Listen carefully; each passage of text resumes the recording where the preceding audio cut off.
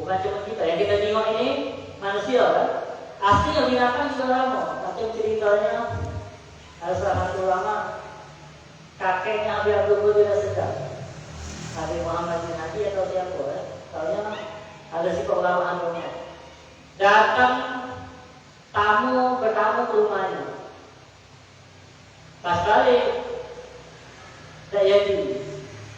Balik lagi, izin pamitan balik kan. Tidak jadi ngaku karena di jalan ada harimau, ada binatang buas, jauhan lewat mereka. Nah, didatangi oleh Habib tadi ya, dipalai. Subhanallah, bahkan dikatakan harimau itu dikewengnya. Dia ngomong kan, bukan aku yang ngomong sama kau, jangan nganggu tamu aku. Oh, nunggu dia tidak termarah, bahkan lagi habis itu. Nah ini wong soleh itu jangan ke manusia.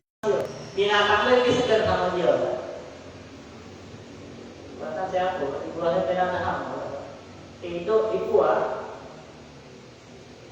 dia lagi sini. Tidak tahu ke tempat binatang buas.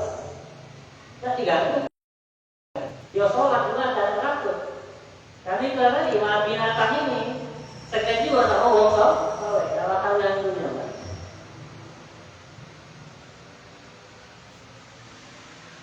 Itu orang zaman dulu, hajinya jalan kaki.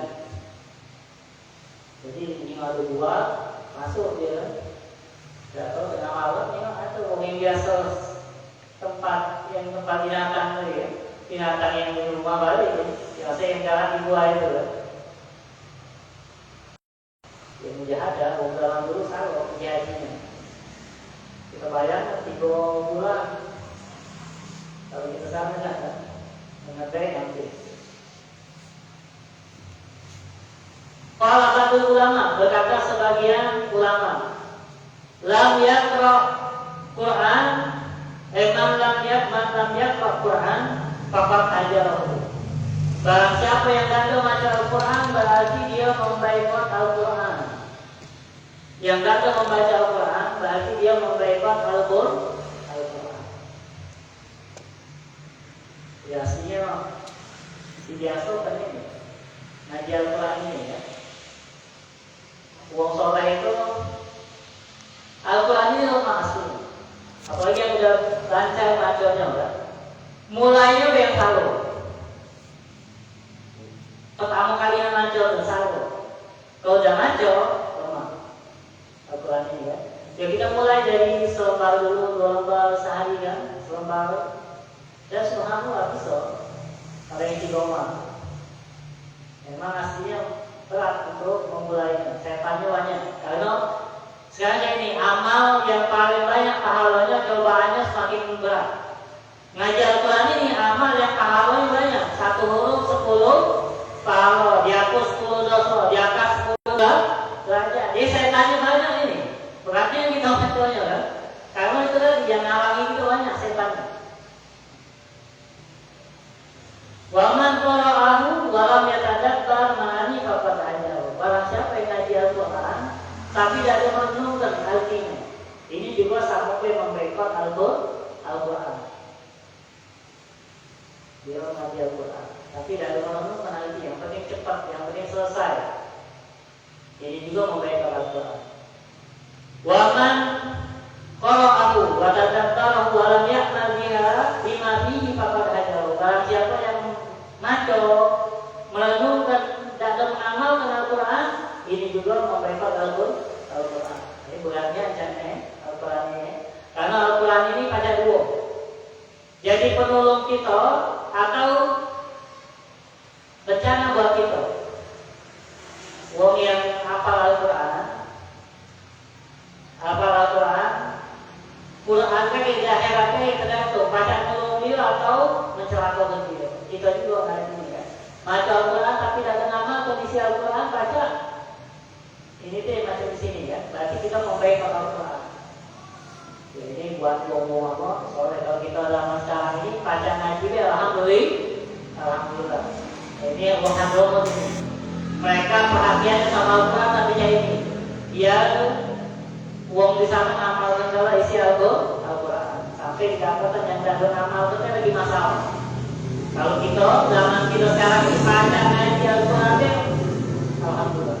Kalau ditanya mana mendingnya ngaji Al-Quran, tidak ngamalkan, tidak tadabbur, cuma ngaji deh. Aku tidak ngaji, tidak ngaco, aku tidak ngaji, tidak tadabbur, tidak ngamalkan.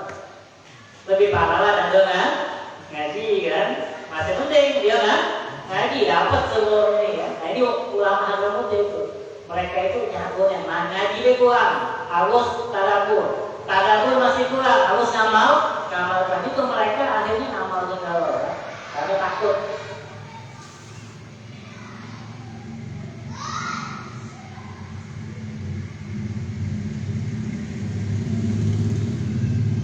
Allah Ta'ala Allah berfirman dalam Al-Quran dalam ini surat Al-Araf ayat 25. Wazkur rabbaka fi nafsika. Wazkur dan ingat rabbaka Tuhanmu fi nafsika di dalam hatimu. Allah. Kita harus ingat Allah di dalam hati kita. Kalau kita ingat Allah, insya Allah maksiat malu kita. Jangankan Allah, kadang ada orang soleh deh di HP kita di mana atau di rumah kita ada foto, kadang segan kita. Nah masih, wong soleh itu bukan cuma dalam hati dan Allah. Jadi mereka itu karena maksiat terbandingkan. Karena Allah itu sudah selalu bersama mereka. Kita ini repot, kadang jauh. Dengan amal kita jauh dari Allah Subhanahu Wa Taala. Tadaruan wa ibatan, tadaru dengan sungguh-sungguh dan rasa takut. Yang menghalangi kita maksiat kita apa? Takut. Semakin kita takut dari Allah, semakin kita ada maksiat. Semakin kita berani dengan Allah, semakin kita berani maksiat. Iya kan? Ya kita punya anak buah bawahan. Kalau dia melanggar apa yang kita omongin berarti berani dia. Kalau dia ada melanggar takut dia, nah berarti takut dia kan. Jadi kalau kita nyimak diri kita mana ini kita sama Allah, takut kita tergantung mana maksiat kita. Semakin sering kita maksiat, kita semakin berani dari Allah Subhanahu Wa Taala atau Allah.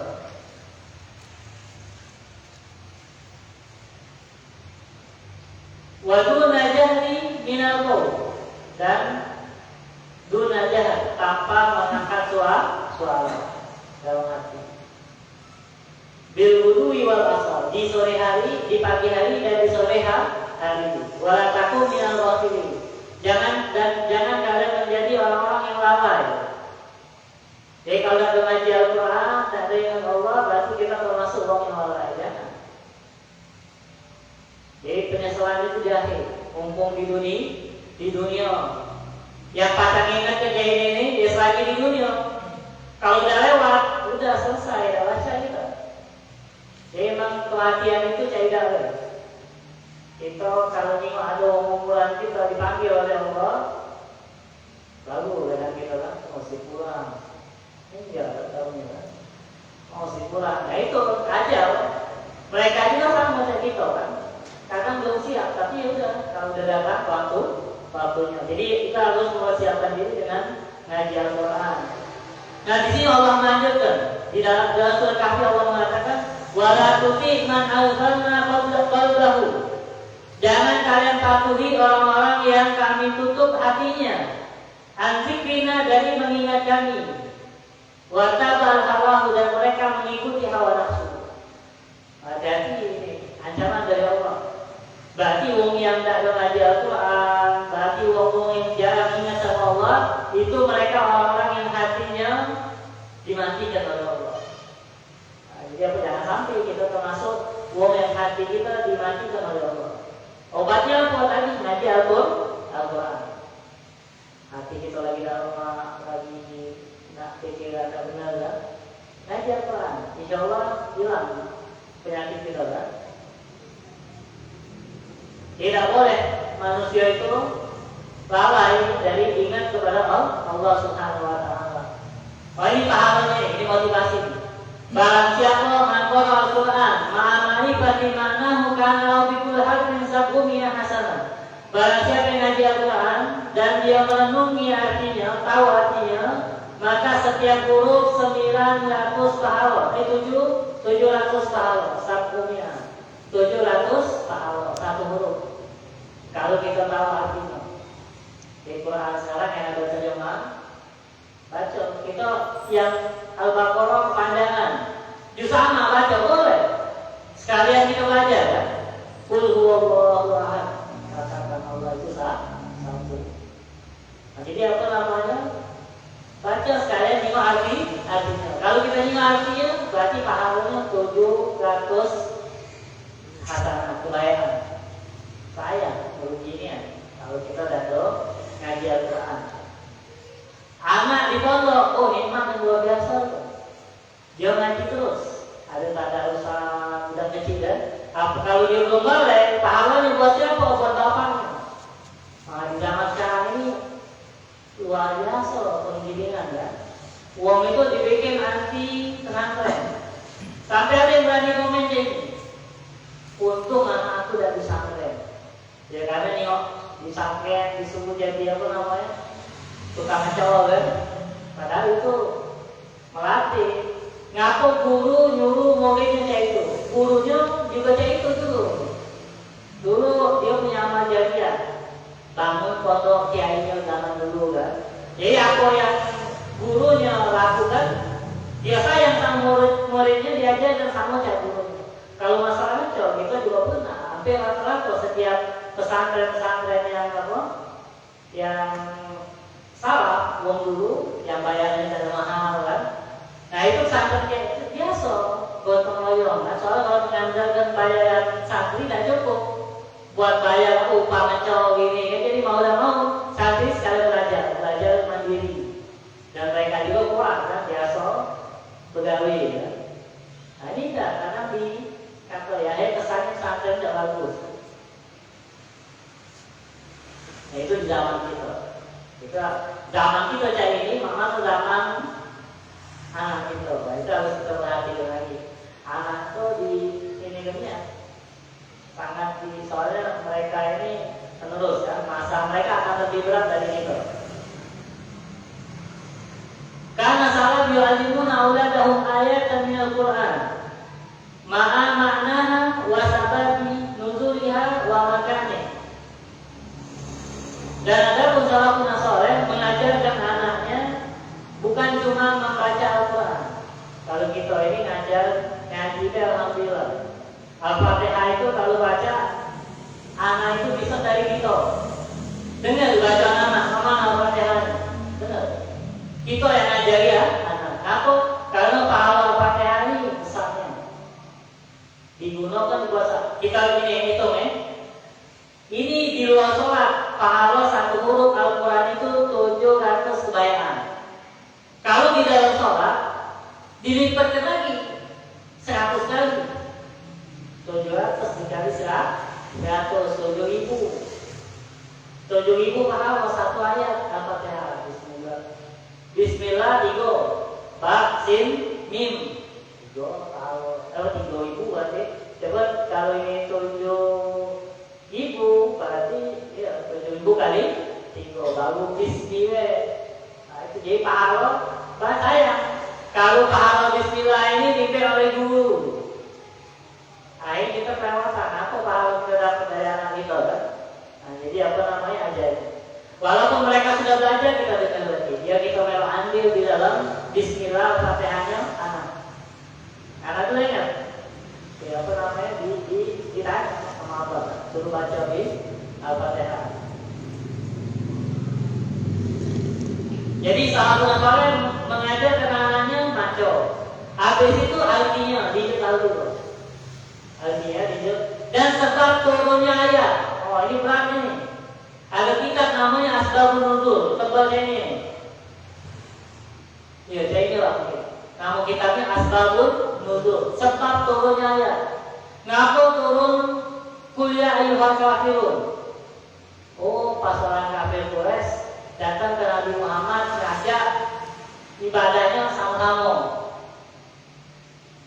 Akhirnya Allah dulu terlihat aku di hukum waliati agamamu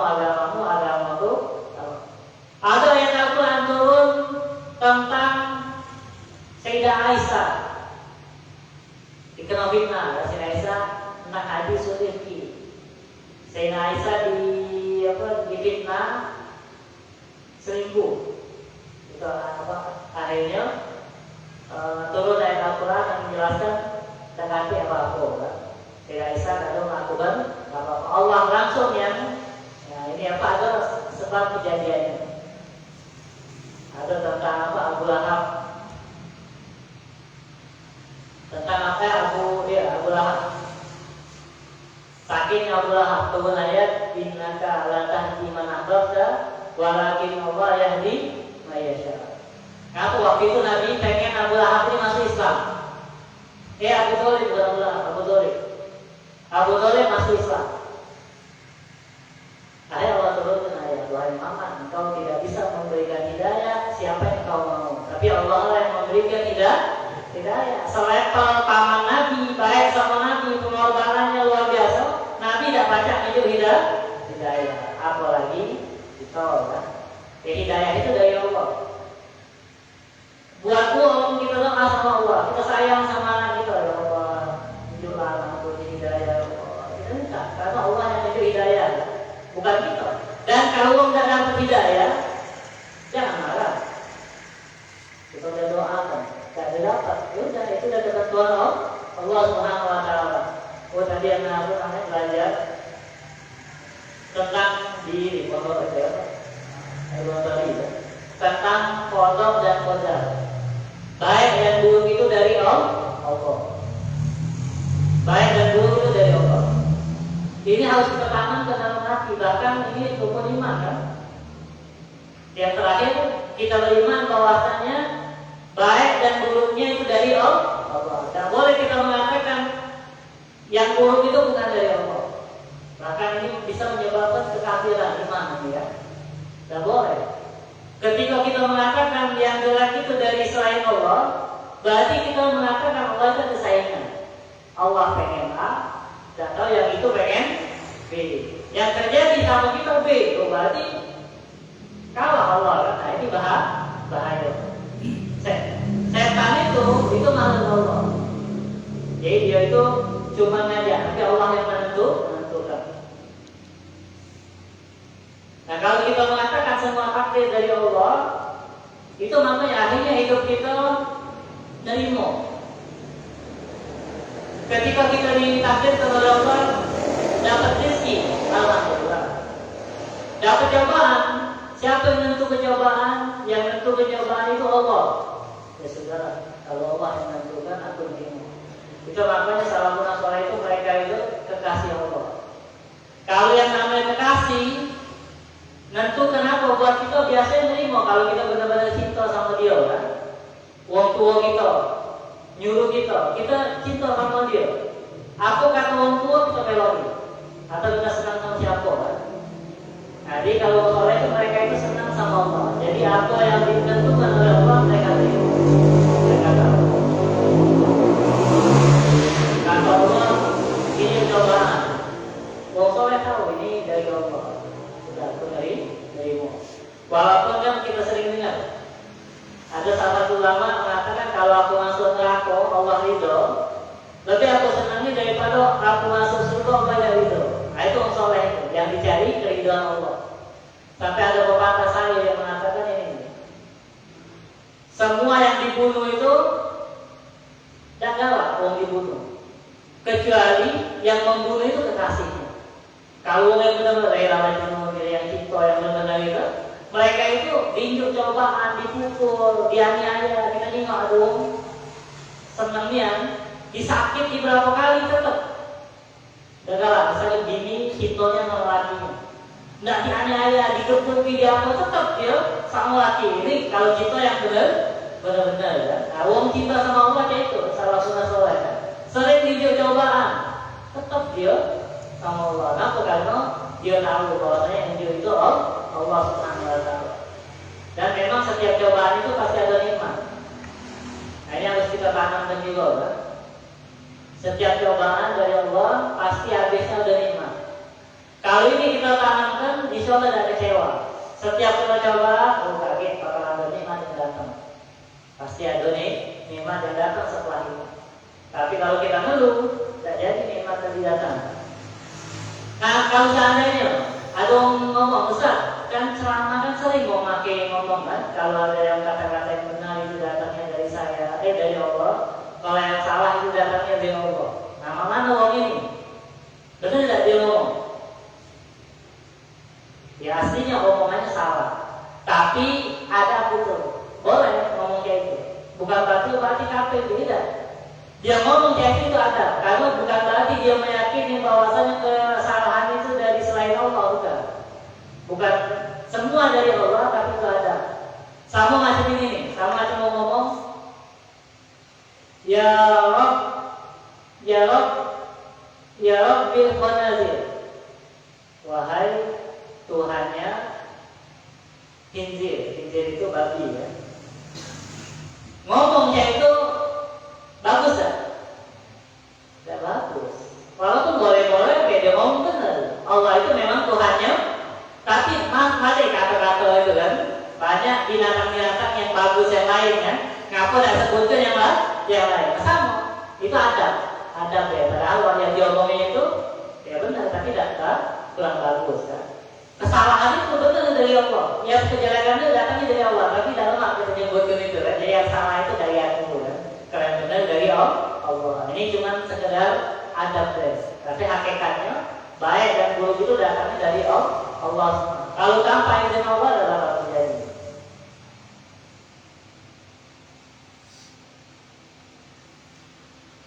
Yang bagi lisan. Ayo dikit lagi. Yang bagi lisan idza hasana lahu husu wa ladzat qira'atil ayat min al-Qur'an ayyukar dirmaha. Barang dianjurkan bagi seseorang kalau dia khusyuk dalam ayat Al-Quran, bagusnya diulang-ulang ayat tadi. Ini sering terjadi di Hadramut. Habib Umar bin Hafid itu, kalau ya udahlah nyampe lah kita kan, sholat apalagi Ramadan ini. Kalau ketemu Habib Umar ngaji Al-Quran, ketemu surah bacaan ayat yang lemah buat beliau, diulang 10 kali, 5 kali sampai nangis, diulang. Misalkan tentang neraka ini, jahanam misalkan neraka diulang biar, atau tidak tahu kalau di masjid Istiqlal kan seluruh kan. Tapi aja kalau beliau imam baca ayat yang bagus buat beliau diulang 5 kali, kadang 6 kali ya. Ini memang dianjurkan itu. Tapi hati kita ini sedih ya. Hati itu dilatih biar nangis. Kalau tidak dilatih, jangan nangis. Dilatih. Agama itu, ya kalian lihat. Habib Umar ceramah di mana ya? Di Solo. Kalau Solo, itu nangis sedang nangis. Mereka itu sudah biasa terlatih. Hatinya itu udah lembut. Kalau kita ini masih kasar lah hati kita kan. Kadang nengok keluarga meninggal sudah nangis. Karena itu ada nih wong hati-hati yang ada yang ingat ya, Habib Mustafa ada kan. Itu anak yang meninggal. Jadi apa namanya anak meninggal, beliau sabar, nangis tapi cepat lah berhenti ya. Anak beliau meninggal, beliau nangis tapi tidak lama. Kawannya ada Ali Zainal Abidin Al-Madin itu nangis lama sampai kesegan-segan ya. Padahal bukan anak dia ya. Jadi wong yang memang ada wong yang hatinya lembutnya ya. Tidak boleh nengok wong sedih dia melok sedih ya. Ada yang tidak, yang ada salo ya, nangis. Syariat itu menganjurkan kalau tidak baca nangis apa ya? Fatabaku. Jadi paksa ke nangis. Nangis ya. Yang terakhir ini tanya. Nukila an Ja'far Shadiq anahu harra musian alaihi wa huwa bisalah. Pernah Ja'far Shadiq cucu Nabi ya, Ja'far Shadiq bin Muhammad Bagir bin Ali Zainal Abidin bin Husain bin Ali bin Abi Thalib Sayyidah Fatimah bin Nabi Muhammad. Nah itu Imam Ja'far Shadiq pernah lagi sholat pingsan, sholat bacain Al-Quran pingsan. Pernah gitu nih, nggak tahu di sini karena pernah di mana. Kalau di Hadromusa tuh berapa kali sholat bacain Al-Quran, dapat nyampak, pingsan kan dia kan? Karena merenungkan arti tadi ya. Nah ini Imam Ja'far Shadiq ngaji, baca Al-Quran, sholat pingsan. Sudilah dari habis itu tanya, aku kau pingsan. Faqala mazil turajid ayat hatta sami'tu min mukadal. Aku mula-mula ayat Al-Quran seakan-akan ada yang ngomong sama aku. Nah, jadi seakan-akan ada yang ngomong dengan Imam Ja'far. Seperti kita lakukannya, wong soleh itu luar biasa. Mereka ada yang dengar jawaban dari Nabi ya. Ada yang dengar itu karena memang ibadah musuh dari kita. Kalau kita ibadah masih banyak tak hadir di hati kita dibanding hadirnya. Pikiran kemana-mana kalau sholat. Tapi yang jelas satu namanya usaha sedikit-sedikit. Kadang hadir majelis ini ada pengaruh buat kita. Walaupun kita tidak merasa 100% kita langsung jadi hebat ibadah kita, tapi amalan saya ini ngajak untuk amal lain lagi. Setelah kita hadir majelis, mulai dari sholat kita sudah mulai agak rapi ya. Mulai amal kita agak bertambah. Nah, kadang dari ini nih, hadir majelis ini. Begitu juga maksiat. Kadang satu maksiat banyak menyebabkan maksiat yang lebih besar lagi. Maksiat ini, gara-gara maksiat ini tidak tahu kita kenal maksiat yang lebih gara-gara ini. Nah, jadi ngajak yang maksiat, ngajak kawannya maksiat juga. Yang amal baik, kaki ngajak amal baik lagi, kawannya lagi yang datang. Tidak ada berhenti sama dia. Nah, ini sedikit tentang Al-Quran. Kita masih pembahasan Al-Quran lagi di pertemuan yang datang. Kalau ditanya, boleh ini atau yang lain, pembahasan lain kalau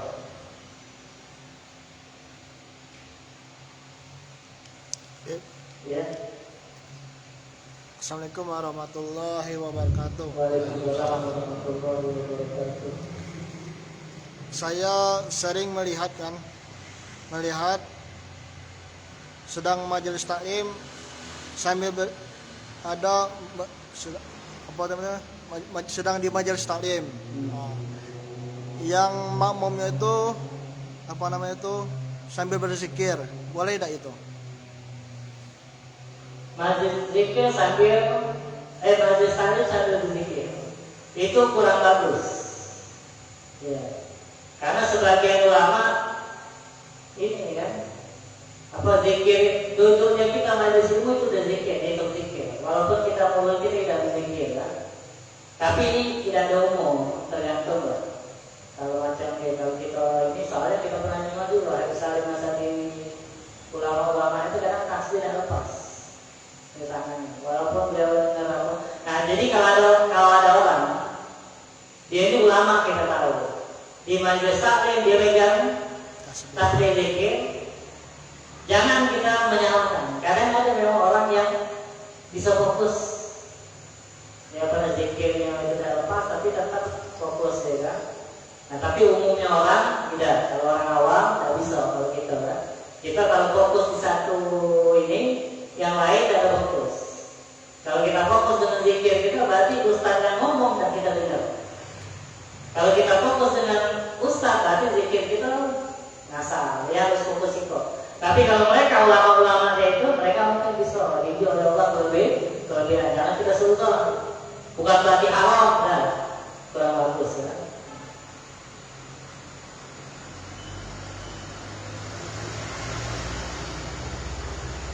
Iya.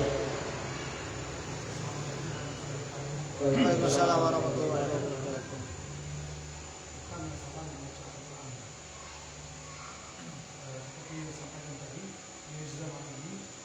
Dengan membaca pun sudah bagus, dengan daya benar itu sudah bagus. Tapi yang di sini seperti yang saya sampaikan ada salah satu cerita. Ini tentang seseorang tidak bisa membaca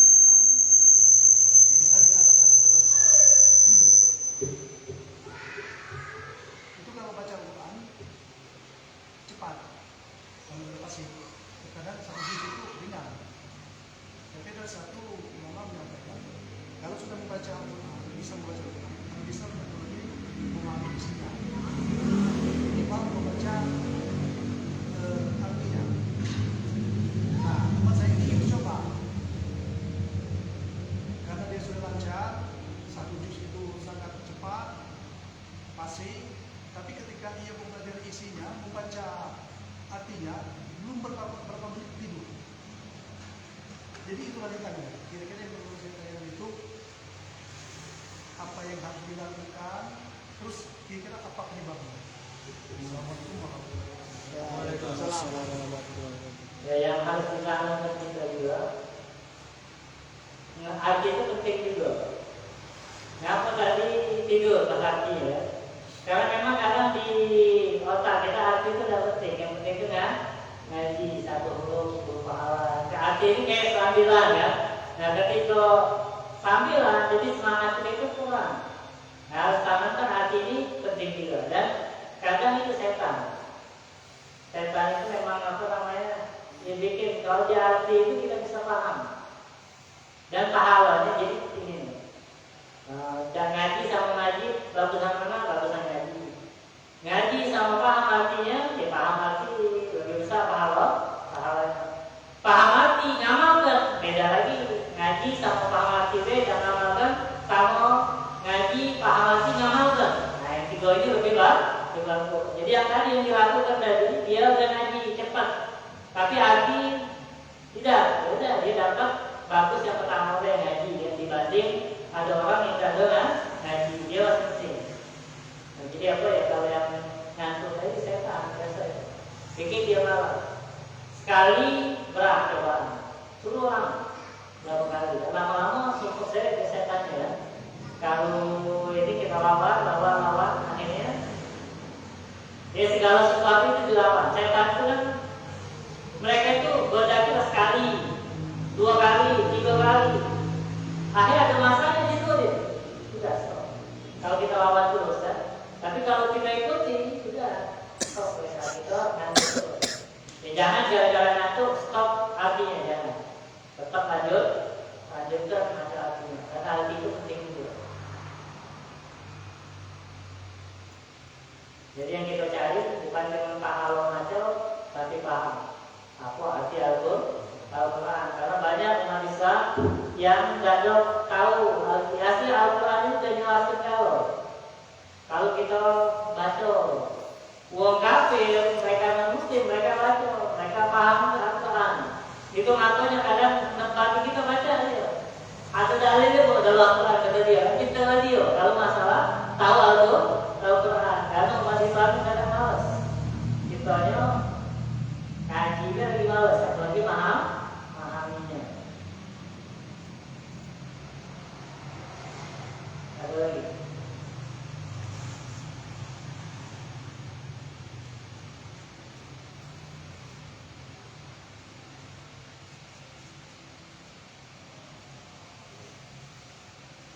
Jadi habis baca Al-Quran, doa.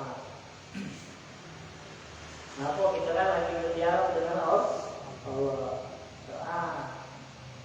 Doa apalagi doa yang baca Al-Quran itu bagus. Doa apa?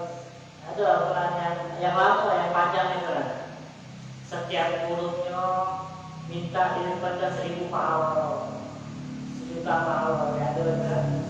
Wajibku lihat dengan sunani Al-Quran dan pahala itu jadi tujuannya.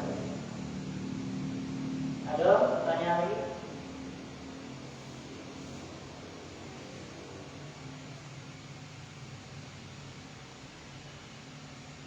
Jadi kita ini pengaruh pandangan. Macam yang anak sampaikan ke majelis tadi ya, yang di masjid mana? Majelis. Pemikiran kita ini dari pandangan. Kita apa yang manusia ini tidak boleh mensifati Tuhan. Ngapa? Karena tidak beda jauh pasti ini nih. Ranah pikiran kita itu tergantung pandangan kita. Setiap manusia atau agama yang ada Tuhannya pasti mengibarkan Tuhan macam dia. Ada tangan dia ini ya,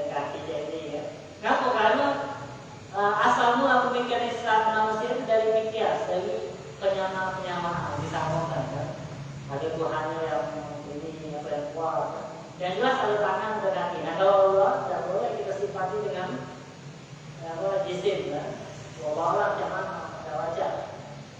Nah jadi kalau kita sering nengok wong soleh, mulai ibadah kita pengen banyak. Tapi kalau kita nengok wong lingkungan kita, ibadah sedikit jauh, kita merasa sudah cukup. Di Indonesia ini itu merasa sedanglah Indonesia ini dibanding Eropa. Eropa lebih parah lagi. Wong Eropa itu kalau pacak sholat 5 waktu, bangun utama itu. Karena yang berpegang dengan agama daerah itu gratisnya kan. Yang Islam itu cuma tulisan. Tempat kita ini sholat 5 waktu banyak, kalau sholat 5 waktu. Tapi kalau pacaknya ke sholat duha, sholat witir, adi majlis, nah itu hebat kita kan, udah macam wali gitu kan. Nah tapi kalau di tempat Mekah di mana itu, kita nengok hubungan ibadah lebih banyak dari kita banyaknya. Yang tak terlepas sampai yang ngajar Quran sehari mungkin kota maupun bagian itu di sana. Syekh yang apa tua-tua itu Al-Quran tak lepas kan, zikirnya. Nah ini semakin kita nengok uang yang banyak ibadahnya, semakin semangat kita beribadah. Semakin nengok uang maksiat, semakin sombong kita dengan amal kita kan. Nah masih penting dia tak tahu kan. Patokan kita di lingkungan kan yang mempengaruhi kita. Ya, so, ada lagi?